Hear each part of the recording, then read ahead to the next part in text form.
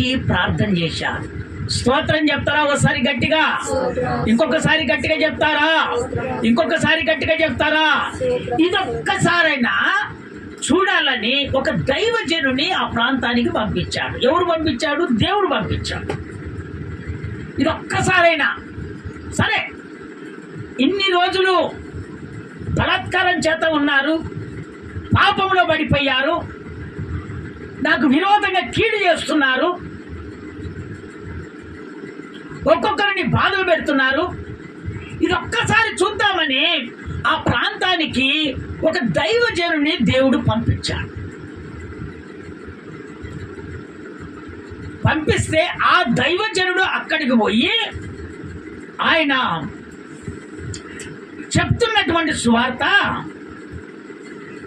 యోనా పుస్తకము 3వ అధ్యాయం 4వ వచనములో ఆయన చెప్తున్నటువంటి మాట, యోనా ఆ పట్టణములో ఒక దిన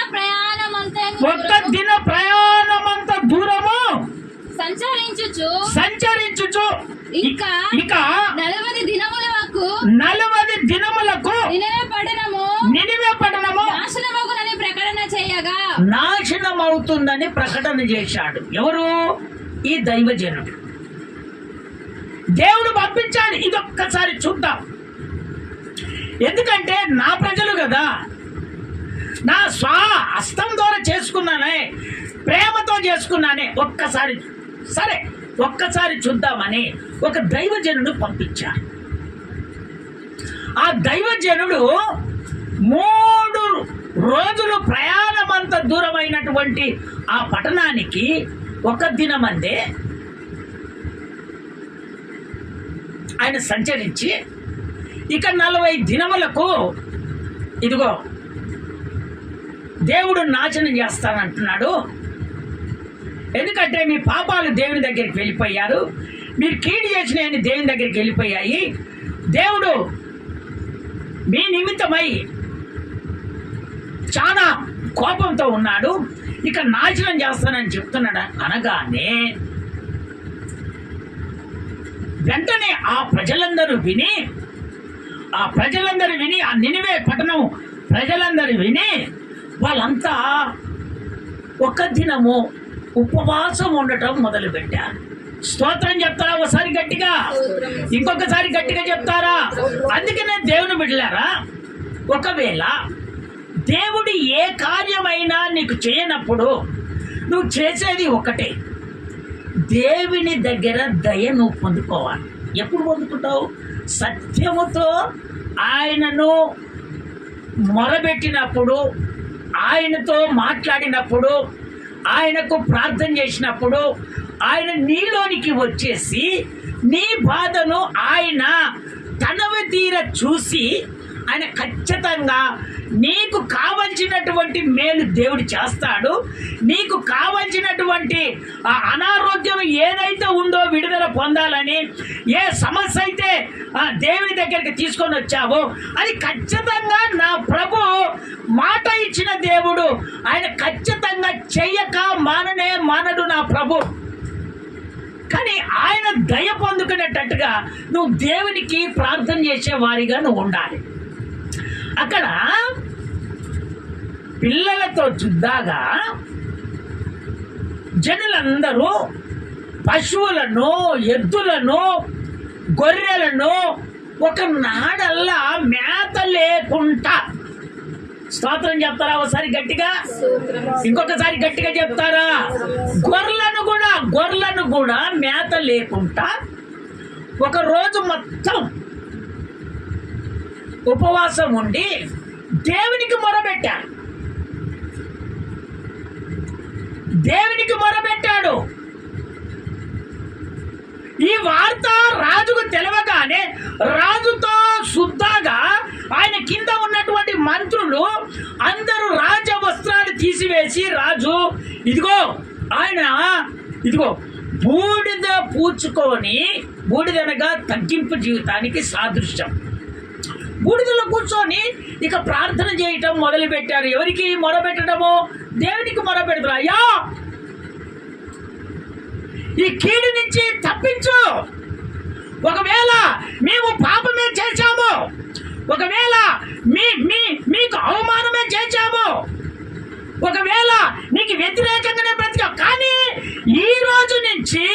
ఇక నుంచి అయ్యా ఈ పాపము మేము చేయలేమయ్యా, అయ్యా మాకు కీడు చేయొద్దయ్యని వాళ్ళు మొరపెట్టి ఉపవాసం ఉండి ప్రార్థన చేసినప్పుడు దేవుడే వాళ్ళ మీద దయ. అందుకే దేవుని దయను సత్యాన్ని మనము కంఠభూషణగా ధరించుకోవాలని దేవుడు చెప్తున్నాడు. నువ్వు ప్రార్థన చేసినప్పుడు ఆయన దయ నీ మీదికి దిగి రావాలి.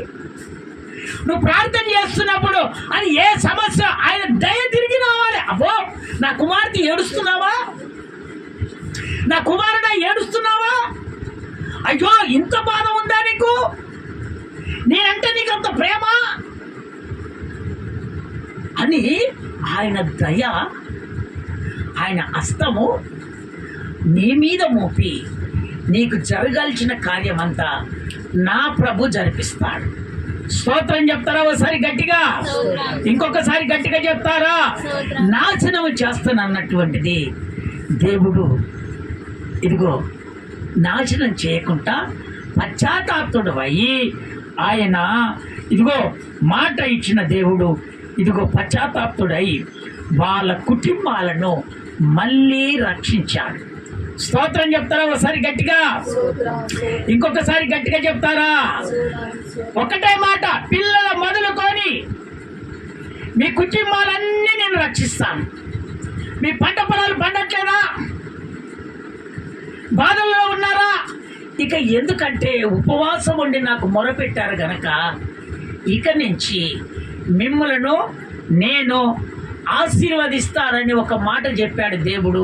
అక్కడ ఉన్నటువంటి వాళ్ళంతా ఆ పాపాన్ని వదిలిపెట్టి ఇక దేవుని కొరకు వైరాగ్యం కలిగి ఆయన రాజ్యములో చేర్చబడాలని ఆశ కలిగి ఎదురు చూసుకునే వారిగా నిలబడ్డారు.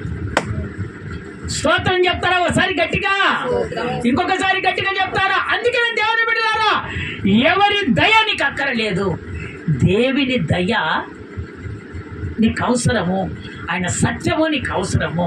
అది కంఠభూషణగా నువ్వు ధరించుకొని నువ్వు ఎక్కడికి వెళ్ళావు విజయంతో తిరిగి వస్తావు.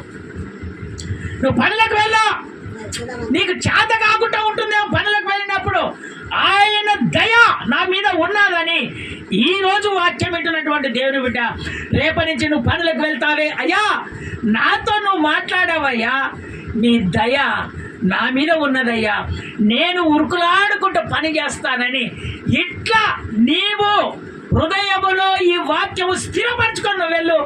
దేవుడు ఏ హాని చేయకుండా అందరి కళ్ళ ముందుగా అట్లా మిమ్ములను పనిలో చురుకుగా నిలబెడతాడు దేవుడు. అంతే. స్తోత్రం చెప్తారా ఒకసారి గట్టిగా, ఇంకొకసారి గట్టిగా చెప్తారా?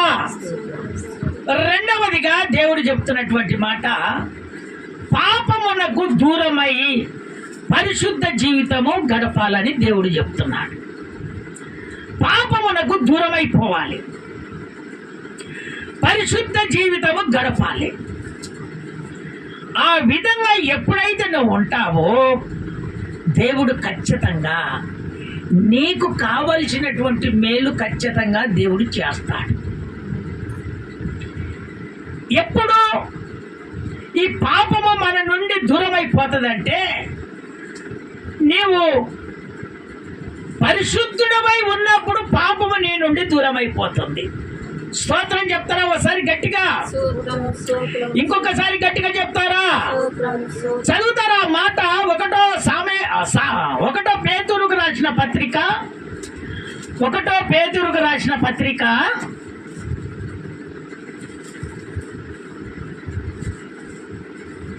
16వ వచనం,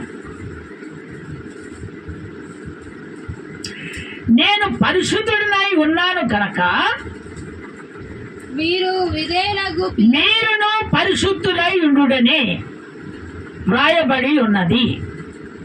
అందుకనే ప్రభు చెప్తున్నటువంటి మాట, నేను పరిశుద్ధుడినై ఉన్నాను గనక మీరు పరిశుద్ధులై ఉండుడి.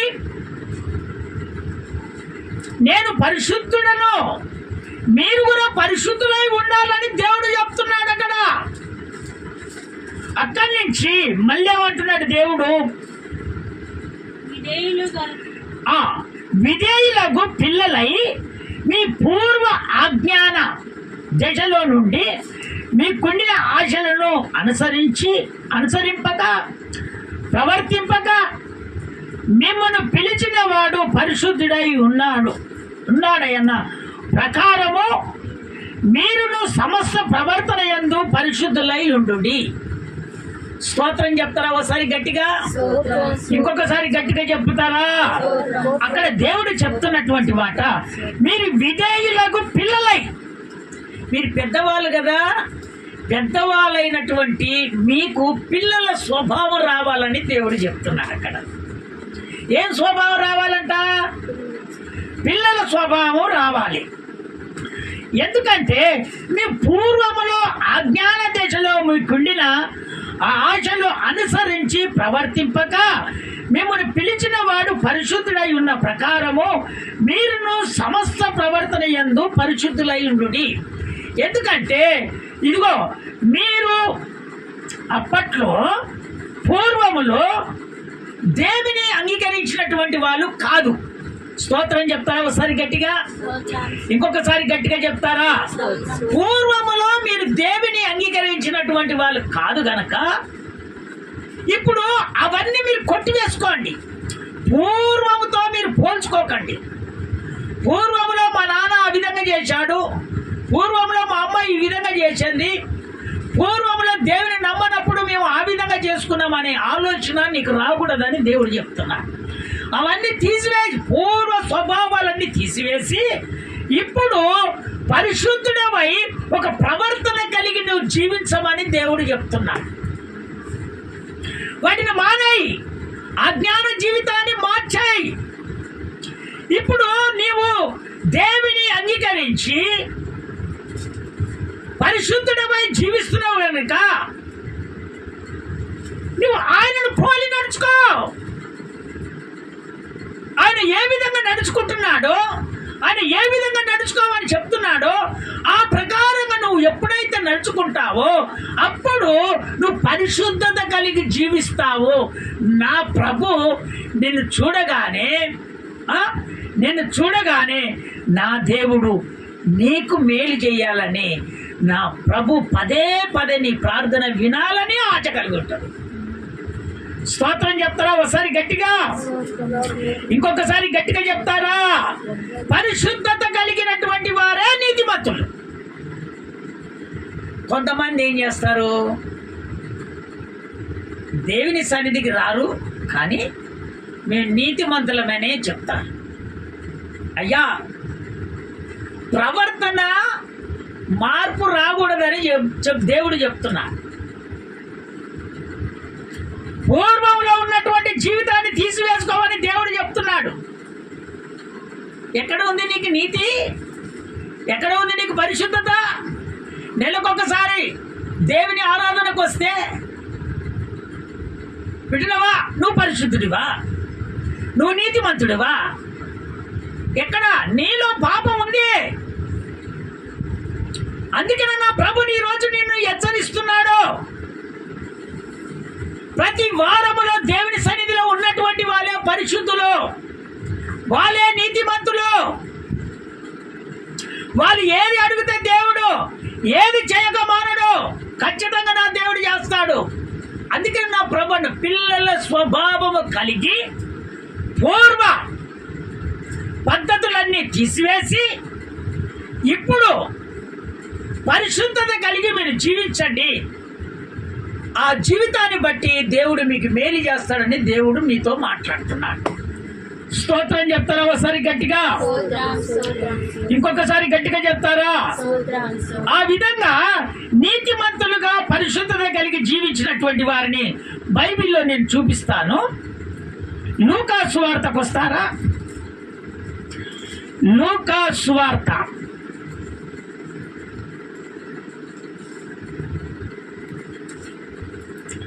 1వ అధ్యాయము 6వ వచనం. 1వ అధ్యాయం 6వ వచనం.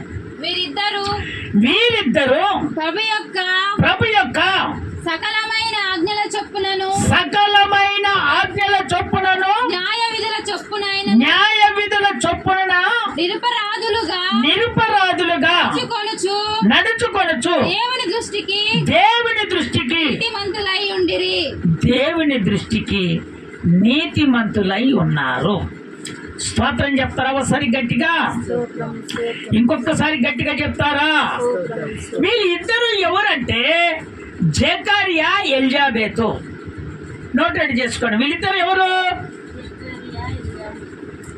జకర్యా, ఎలిజబెత్. వీళ్ళు దైవజనులు, దేవుని కొరకు పరిశుద్ధత కలిగి జీవిస్తున్నటువంటి వాళ్ళు, నీతిమంతులుగా ఉండి అక్కడ చెప్తున్నటువంటి మాట, దేవుని ఆజ్ఞల చొప్పున న్యాయ విధుల చొప్పున నిరపరాధులుగా, అంటే ఏ పాపము ఎరగనటువంటిగా నడుచుకొనుచు దేవుని దృష్టికి నీతిమంతులై ఉన్నారు. నువ్వు ఏ విధంగా నడుచుకుంటున్నావో దేవుని నమ్ముకొని, ఏ ప్రకారంగా నువ్వు నడుచుకుంటున్నావో దేవుని నడుపుకొని, నేను పరిశుద్ధుడననే చెప్పుకుంటున్నావు, కానీ నీలో ఎక్కడ పరిశుద్ధత కలిగి నువ్వు జీవిస్తున్నావు ఒక్కసారి నీ హృదయానికి నువ్వే జ్ఞాపకం చేసుకో. నీ మనసుకు నీవే జ్ఞాపకం చేసుకో. నెలకొక్కసారి వస్తే నీతిమంతునివా? నెలకొక్కసారి అంటే నువ్వు పరిశుద్ధునివా? నెలకొక్కసారి దేవుని ఆరాధన చేస్తే నువ్వు పరిశుద్ధత కలిగి జీవించినట్ట? నీకు మేలు కలుగుతుందా? నీ కుటుంబం ఆశీర్వదించబడుతుందా? నీ కుటుంబం అభివృద్ధి పడుతుందా? నీ కుటుంబాలు అనారోగ్యాలు పోతాయా? అందుకనే నా ప్రభు చెప్తున్నాడు, పరిశుద్ధత కలిగి జీవించినటువంటి వాళ్ళు నీతిమంతులుగా ఉంటారు. ఆ నీతిమంతులు కలిగినటువంటి వాళ్ళు దేవుని సన్నిధి ఎప్పుడు ఎగ్గొట్టరు. వాళ్ళు పాపము లేకుండా దేవుని సన్నిధిలో నిలబడతారు. స్తోత్రం చెప్తారా ఒకసారి గట్టిగా? ఇంకొకసారి గట్టిగా చెప్తారా?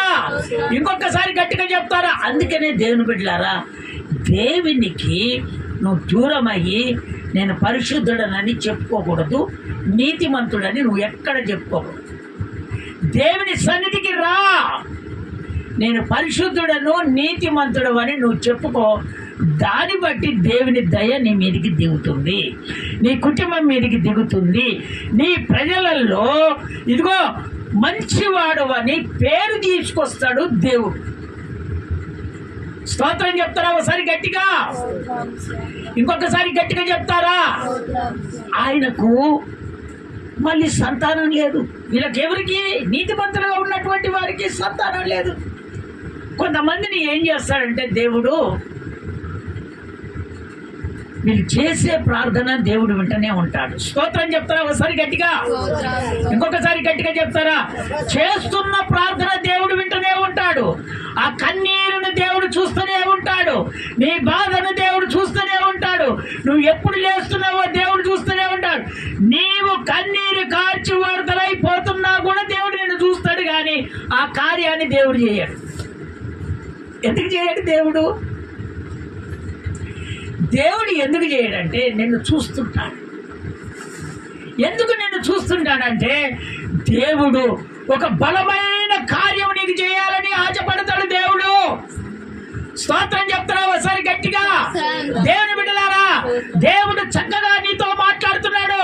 నువ్వు కన్నీరు గార్చి ప్రార్థన చేసినప్పుడు నీకు మేలు కలగట్లేదని, కన్నీరు గార్చి నువ్వు ప్రార్థన చేసినప్పుడు అనారోగ్యం విడుదల కావట్లేదని, కన్నీరు గార్చి ప్రార్థన చేసినప్పుడు నీ బాధలు తొలగిపోవట్లేదని నువ్వు బాధపడుతున్నావేమో, నా ప్రభు అంటున్నాడు నీకు అంతకన్నా ఎక్కువ ఆశీర్వాదాన్ని దేవుడు నీ కుటుంబంలో నీ ఇంట్లో పెట్టాలని దేవుడు ఆశపడుతున్నాడు.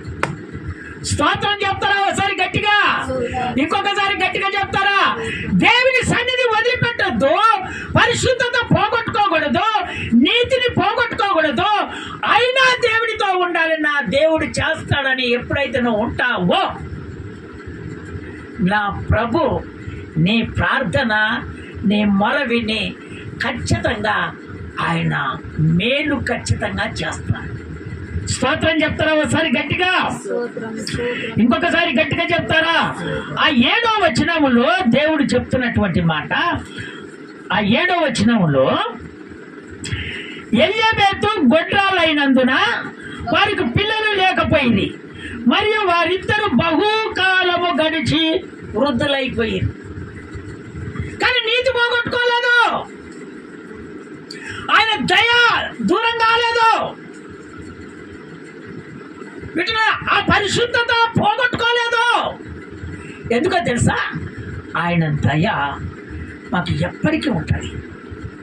కానీ కంఠభూషణగా ధరించుకోమని దేవుడు చెప్పాడే, ఆయన దయను ఆయన సత్యాన్ని కంఠభూషణగా ధరించుకోమని చెప్పాడే. అందుకనే వాళ్ళు కంఠభూషణగా ధరించుకొని ఉన్నారు కనుక ఆ వృద్ధాపములో వాళ్ళకు దేవుడు నవ్వు కలగజేశాడు. స్తోత్రం చెప్తారా ఒకసారి గట్టిగా?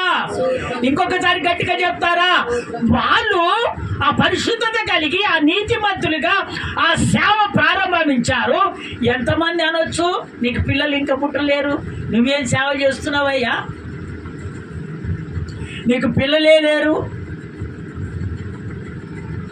మీరు గొడ్రాళ్ళు, ఎంతమంది తిట్టొచ్చు అంటారు? చాలా మటుకు తిడతా ఉంటారు. ఓహో, పెద్ద బోధ ప్రకటిస్తున్నావు, మీకే ఏ సంతానం లేదు, మీకే కార్యాలు లేవు, మాకు జరుగుతాయా నువ్వు చేస్తే అంటారా? అయినా కూడా వాళ్ళు సహించుకొని కల్ముషాన్ని పోగొట్టుకుంటారా, అది కాపాడుకొని దేవుని ఎదుట నిలబడినందుకు వాళ్ళకు చక్కని కుమారుని దేవుడు అనుగ్రహించాడు. స్తోత్రం చెప్తారా ఒకసారి గట్టిగా? ఇంకొకసారి గట్టిగా చెప్తారా? అందుకనే దేవుని బిడ్డలారా, నా దేవుడు చెప్తున్నటువంటి మాట, దేవుని ఆజ్ఞలన్నిటిని నిష్కలముగా నడుచుకోవాలి. అప్పుడు నీతిమంతులుగా నువ్వు తీర్చబడతావు. నిష్కలంగముగా అంటే పాపము, మోసము, చెడుతనము ఇవన్నీ ఎప్పుడు లేకుండా ఉంటావో, కలంకము ఎప్పుడైతే లేకుండా ఉంటావో అదే నిష్కలంకం మనకి సాదృశ్యం. నిష్కలంకం అనగా అది పాపము, మోసము, చెడుతనము, కలంకము లేనటువంటి వారే నిష్కలంకమైనటువంటి వాళ్ళు. కొంతమంది ఎంతో పాపం చేస్తారు, ఎంతమంది ఎంతో మోసం చేస్తారు, ఎంతో మంది చెడుతనం చూపిస్తారు. కానీ వాళ్ళు ఎరగనట్టుగా ఉండి ఏం చేస్తారో తెలుసా? మేమే దేవుని దగ్గర నీతిమంతులం, మేమే పరిశుద్ధులమని చెప్పుకుంటారు. కానీ వాళ్ళ మీద దేవుని దయ ఎప్పటికీ ఉండదు. స్తోత్రం చెప్తారా ఒకసారి గట్టిగా? ఇంకొకసారి గట్టిగా చెప్తారా? అందుకని ఇదిగో దేవుని వాక్యము సెలవిస్తుంది, దేవుని సన్నిధికి వచ్చినటువంటి వాళ్ళకు కార్యాలు జరగవు, కానీ దేవుని సన్నిధికి రానటువంటి వారికి కార్యాలు జరుగుతాయి. కారణం ఏందో తెలుసా? దేవుడు చూస్తూ ఉంటాడు. ఇంకనైనా మార్చుకుంటుందా, ఇంకనైనా మార్చుకుంటుందా? కానీ దేవుడి సన్నిధికి వచ్చిన వారికి దేవుడు చూస్తూనే ఉంటాడు. వీళ్ళకి ఏ బహుమానం ఇవ్వాలి, వాళ్ళని ఎట్లా వాళ్ళ సన్నిధిలో వీళ్ళని హెచ్చించాలి. వాళ్ళు నవ్వుతున్నారే, కార్యాలు జరగట్లేదని దేవుడి సన్నిధికి వెళ్తున్నారు వాళ్ళు నవ్వుతున్నారే, కానీ మేము వెళ్ళట్లేదు, మాకు జరుగుతున్నాయి. కానీ వాళ్ళు అనుకుంటున్నారే. ఇవన్నీ దేవుడు ఏం చేస్తాడంటే చూస్తాడు. చూసి నా ప్రభు ఏం చేస్తాడంటే, ఇదిగో ఏదో ఒక రోజు దేవుడు దేవుని సన్నిధిలో నిలబడిన వారిని దేవుడు హెచ్చిస్తాడు. అలాంటి వారి ఆశీర్వాదాన్ని అంతా దేవుడు కుల్లబడతాడు. స్తోత్రం చెప్తారా ఒకసారి గట్టిగా? ఇంకొకసారి గట్టిగా చెప్తారా? అందుకనే దేవుని బిడ్డలారా, నిశ్చయితంగా నీ కుటుంబంలో దేవుని ఆశీర్వాదము కలుగుతుంది. నువ్వు చింతిస్తున్నావు, బాధపడుతున్నావు, ఎన్నో విధాలుగా నువ్వు ఆశపడుతున్నావు, ఎన్నో దిగాలుగా నువ్వు ఆలోచన చేస్తున్నావు. కానీ నీ ఆలోచనలో దేవుడు ఉన్నాడు కనుక దేవుడు నీతో మాట్లాడుతున్నాడు. ఈ సంవత్సరం అంతా నీ కుటుంబంలో నువ్వు డబ్బులే చూస్తావు, కానీ ఎవరి దగ్గర పోయి నువ్వు చేతులు చాపవు. ఎందుకంటే నా ప్రభు నీతో మాట్లాడుతున్నాడు. ఆయన దయ ఎప్పటికీ నీ మీద ఉంటది. సత్యము ఎప్పటికీ నీ మీద ఉంటది. నువ్వు ఎప్పుడైతే పరిశుద్ధత కలిగి జీవిస్తావో నీ కుటుంబం దగ్గరకు వచ్చి నాకు అప్పులు ఇవ్వవా అని అడుక్కునేవారు నీ కుటుంబం దగ్గరికి వస్తురుగాక. ఆమేన్. నా ప్రభు సెలవిచ్చాడు, అది ఖచ్చితంగా ఒకరి కుటుంబంలో జరుగుతుంది. ఆమేన్. స్తోత్రం చెప్తారా ఒకసారి గట్టిగా? స్తోత్రం స్తోత్రం ఇంకొకసారి గట్టిగా చెప్తారా? స్తోత్రం స్తోత్రం. అందుకనే వాళ్ళు నీతిని పోగొట్టుకోలేదు, దేవుని ఎదుట నిష్కలంకముగా ఉన్నారు. వాళ్ళు తుదకి ఏం జరిగిందో తెలుసా? చక్కని కుమారుణ్ణి వాళ్ళ చేతిలో దేవుడు పెట్టాడు. అంతకన్నా ఆశీర్వాదం ఏముంది? అక్కడ ఉన్నటువంటి ప్రజలందరూ నోరు మూసుకోటట్టుగా దేవుడు చేశాడు. ఎగిరి నవ్వుకున్న వాళ్ళంతా తనని కిందికి చేసేటట్టుగా దేవుడు చేశాడు. స్తోత్రం చెప్తారా ఒకసారి గట్టిగా? స్తోత్రం స్తోత్రం. దేవుడిచ్చిన ఆశీర్వాదము అంచెలంచెలుగా ఎదుగుతూనే ఉంటది. ఈ ఆశీర్వాదము ఎంతమంది కూలగొట్టాలని ప్రయత్నం చేసినా కూడా అది కూలిపోదు, అది తరగదు, అది హెచ్చిస్తూనే ఉంటుంది. స్తోత్రం చెప్తారా ఒకసారి గట్టిగా? స్తోత్రం స్తోత్రం. ఇక మూడవదిగా ఒక్క మాట చెప్తున్నాను, వినయముతో నడుచుకోవాలి. మూడవదిగా వినయముతో నడుచుకోవాలి. ప్రతి వారికి వినయము కలిగి ఉండాలి. కొంతమందికి వినయం ఉండదు. వినయం లేకపోతే దేవుని బిడ్డలారా దేవుని దయ మన మీద ఉండదు. నువ్వు మంచి పేరు సమాజంలో తెప్పించుకోవు, దేవుని దగ్గర నువ్వు తెప్పించుకోలేవు, ప్రజలలో నువ్వు తెప్పించుకోలేవు. కానీ వినయము కలిగి నువ్వు ఎప్పుడైతే ఉంటావో కానీ సమాజంలో దేవుని దగ్గర నీకు మంచి పేరు వస్తుంది. ఆ దయ ఎప్పటికీ ఎల్లప్పటికీ పోదు. ఆ విధంగా జీవించాలని నా దేవుడు ఇదిగో నీతో మాట్లాడుతున్నాడు. వినయము కలిగిన వారు దీన మనసు కలిగి ఉంటారు. వాళ్ళు పెద్దలకు లోబడతారు. వీళ్ళు ఎవరు? వినయం కలిగిన వారు. వాళ్ళ వస్త్ర అలంకరణలో కూడా ఒక క్రమాన్ని పాటిస్తారు, ఒక పద్ధతిని పాటిస్తారు. ఎందుకంటే వాళ్ళు దీన మనస్సు కలిగిన వారే. వాళ్ళు వినయము కలిగి జీవిస్తారు. దీన మనస్సు ఎప్పుడైతే నీ దగ్గర లేదో, వినయము కలిగి నువ్వు జీవించలేవో, ఇదిగో సమాజంలో నీకు పేరు రాదు, దేవుని దయ నీ కుటుంబం మీద ఉండదు. అందుకని నా ప్రభు చెప్తున్నాడు, వినయము కలిగి జీవించాలని నా దేవుడు కోరుకుంటున్నాడు. ఒక్కసారి స్తోత్రాలు చెప్తారా గట్టిగా? స్తోత్రం స్తోత్రం స్తోత్రం. ఇంకొకసారి గట్టిగా చెప్తారా? స్తోత్రం స్తోత్రం స్తోత్రం స్తోత్రం. చదువుతారా ఆ వాక్య భాగానికి? 1 పేతురు రాసిన పత్రిక 5వ అధ్యాయము 5వ వచనములో దేవుడు మాట్లాడుతున్నాడు. 1 పేతురుకు రాసిన పత్రిక 5వ అధ్యాయము 5వ వచనములో దేవుడు మాట్లాడు. అమ్మా చదువు. చిన్నల్లారా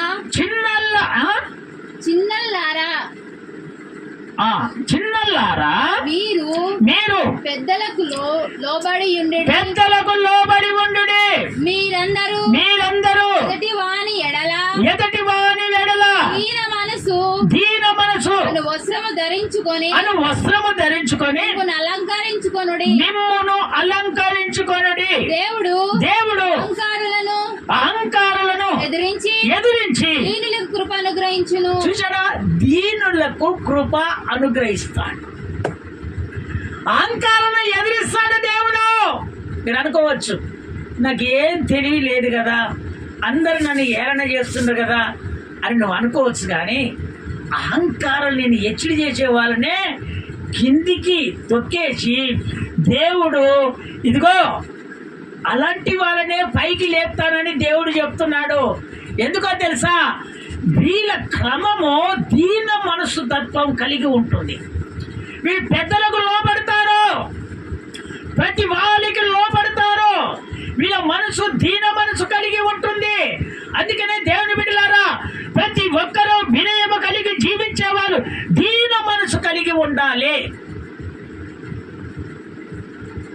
దీన మనసు అనే ఆ వస్త్రాన్ని అలంకరించుకోవాలి. ఇప్పుడు వస్త్రాలను అలంకరించుకున్న దీనత్వం కలిగినటువంటి వస్త్రాలను, తెల్లటి వస్త్రాలు ధరించుకొని వచ్చేది. స్తోత్రం చెప్తారా ఒకసారి గట్టిగా? ఇంకొకసారి గట్టిగా చెప్తారా? ఇది తగ్గింపు, వినయానికి, దేవుడి దగ్గర దయ పొందుకోవటానికే. కొంతమంది పాటించరు దేవుడు చెప్తున్నటువంటి మాటలు. ఇవి పాటించి నువ్వు ముందుకు వెళ్తే దేవుని ఆశీర్వాదం మీ కుటుంబంలో మెండుగా దీవెనలు కుమ్మరించును గాక. స్తోత్రం చెప్తారా ఒకసారి గట్టిగా? చదువుతారా ఒక మాట? 2వ దీన వృత్తాంతాల పుస్తకము 2వ దీన వృత్తాంతాల పుస్తకము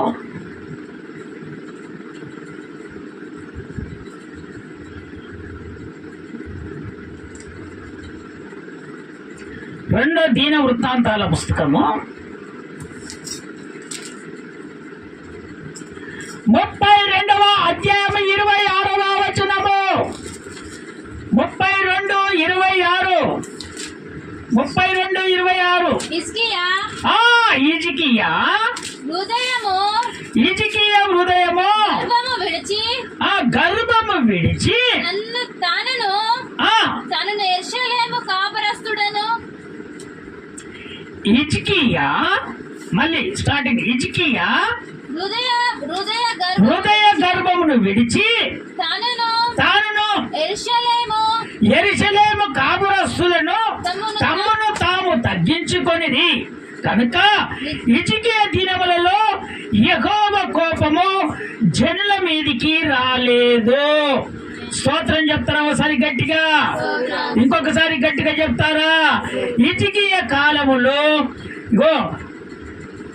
యెహోవా కోపం, దేవుని కోపము హిజ్కియా కాలములో ప్రజల మీదికి రాలేదట. ఎందుకు రాలేదంటే హిజ్కియా వినయముతో దీన మనసు కలిగి జీవిస్తున్నాడు. స్తోత్రం చెప్తారా ఒకసారి గట్టిగా? ఇంకొకసారి గట్టిగా చెప్తారా? అక్కడ అతనిని దేవుడు హెచ్చించటం మొదలుపెట్టాడు. హిజ్కియాను ఆ వినయముతో దీన మనసు కలిగి ఉండినందుకు ఆ ప్రజలందరినీ దేవుడు ఆశీర్వదించడం మొదలు పెట్టాడు. అక్కడ ఇక కొదవలేని వారిగా దేవుడు చేశాడు. ఒకప్పుడు దేవుని మాట అంటే లెక్క చేయనటువంటి వారు వీళ్ళు. ఆ గర్భాన్ని తగ్గించుకున్నాడు. అందుకని దేవుని బిడ్డలారా, దేవుని నమ్ముకున్నటువంటి దేవుని బిడ్డలమైనటువంటి ప్రతి ఒక్కరితో దేవుడు మాట్లాడుతున్నా ఆ గర్భాన్ని అణుచుకోవాలని దేవుడు చెప్తున్నాడు. కొంతమంది ఏం చేస్తారంటే గర్వంగా ఫీల్ అయిపోతారు. మాకే అన్ని ఉన్నాయిలే, మాకేం కొదవలేదులే అని చాలా మంది ఈ విధంగా ఫీల్ అయ్యేవారు చాలా మంది ఉంటారు. నా ప్రభు చెప్తున్నాడు, అలాంటి గర్భముగా ఉండకూడదని నా దేవుడు చెప్తున్నాడు. ఆ గర్భాన్ని తీసివేయాలి. అప్పుడు దేవుడు నిన్ను ఆశీర్వదించడం మొదలు పెడతాడు. హిజ్కియా గర్వంగా ఫీల్ అయినటువంటి హిజ్కియా మనసు మార్చుకున్నాడు, దీనత్వంలోనికి వచ్చాడు. అప్పుడు దేవుడు హిజ్కియాను ఆశీర్వదించడం మొదలు పెట్టాడు. ఆయనతో పాటు ఉన్నటువంటి ఆ ప్రజలందరినీ ఆశీర్వదించడం మొదలు పెట్టాడు. అసలు ఏమైందో తెలుసా? అక్కడ ఒక మాట చదువుతావా? 24వ వచనం, 32:24. ఆ దినములలో హిజ్కియా రోగి అయి మరణ దశలో ఉండెను. అతడు యెహోవాకు మొరపెట్టగా ఆయన అతనికి తన చిత్తమును తెలియపరిచి అతనికి సూచన యొక్కడు దయచేసెను. అయితే హిజ్కియా మనసున గర్వించి తనకు చేయబడిన మేలుకు తగినట్లుగా ప్రవర్తింపనందున అతని మీదికి యూదా యెరూషలేము వారి మీదికి కోపము దేవునికి వచ్చేసింది. గర్భం. ఇప్పుడు అనారోగ్యాలు ఎందుకు వస్తాయి? అమ్మా వినండి, జాగ్రత్తగా వినండి. అమ్మా వినండి, జాగ్రత్తగా వినండి, జాగ్రత్తగా వినండి. దేవుని వాక్యాన్ని జాగ్రత్తగా వినండి. ఈయన ఒక రాజే, దేవుడు ఆశీర్వదించాడు. కానీ ఈయనకేం చేసిన? మరణకరమైనటువంటి రోగాన్ని పెట్టాడు దేవుడు. ఎందుకు పెట్టాడు? ఈయన గర్భము అణుచుకోవాలని. దేవుని బిడ్డలారా, దేవుడు నిన్ను ఆశీర్వదించిన దేవుడు ఈ రోజు నీకు ఆశీర్వాదం రావట్లేదంటే కారణం ఏంటో తెలుసా? నీ గర్వాన్ని అణుచుకోవటానికి. దేవుని దగ్గర నువ్వు పశ్చాత్తాపంలోనికి రావాలని, దేవుడు నువ్వు చేసిన ప్రార్థన దేవుడు అంగీకరించాలని నా ప్రభు అందుకనే నిన్ను దేవుడు ఆ విధంగా కొన్ని కార్యాలు చేయకుండా నిన్ను ఆపుతాడు. అనారోగ్యాన్ని పెట్టాడు. ఈ అనారోగ్యం ఎప్పుడైతే పెట్టాడో ఆ గర్భం అంతా పోయింది. అప్పుడు దీన మనసులోనికి వచ్చేసి వినయము కలిగి దేవుని కొరకు జీవిస్తున్నప్పుడు ఇదిగో దేవుడు ఆ మరణకరమైనటువంటి రోగాన్ని దేవుడు విడిపించాడు. స్తోత్రం చెప్తారా ఒకసారి గట్టిగా? ఎన్ని దావుగానే చుట్లు తిరిగాడో తెలుసా? ఎక్కడెక్కడ తిరిగాడో తెలుసా? ఎందుకంటే ఈ మరణకరమైనటువంటి రోగం పోవాలండి. అనేక ప్రాంతాలు తిరిగి తిరిగి తిరిగి తిరిగి మొన్న ఎన్ని పోయిన తర్వాత అప్పుడు గర్భము అడిగిన తర్వాత దేవునికి మొరపెట్టడం మొదలుపెట్టాడు. ఏం చేశాడు ఆయన? దేవునికి మన చదువు ఆ 24 వచ్చిన మళ్ళీ చదువు నాన్న.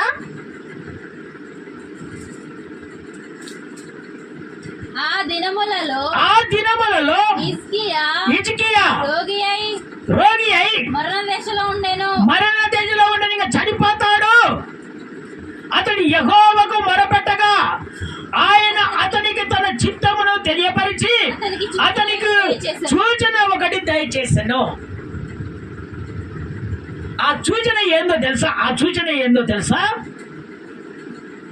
అయితే హిజ్కియా మనసున గర్వించి తనకు చేయబడిన మేలుకు తగినట్లుగా ప్రవర్తింపనందున అతని మీదికి యూదా యెరూషలేముల వారి మీదికి కోపము వచ్చేసింది. ఆ గర్భాన్ని అణుచుకోలేదు. ఈ గర్భాన్ని ఎప్పుడు అణుచుకున్నాడంటే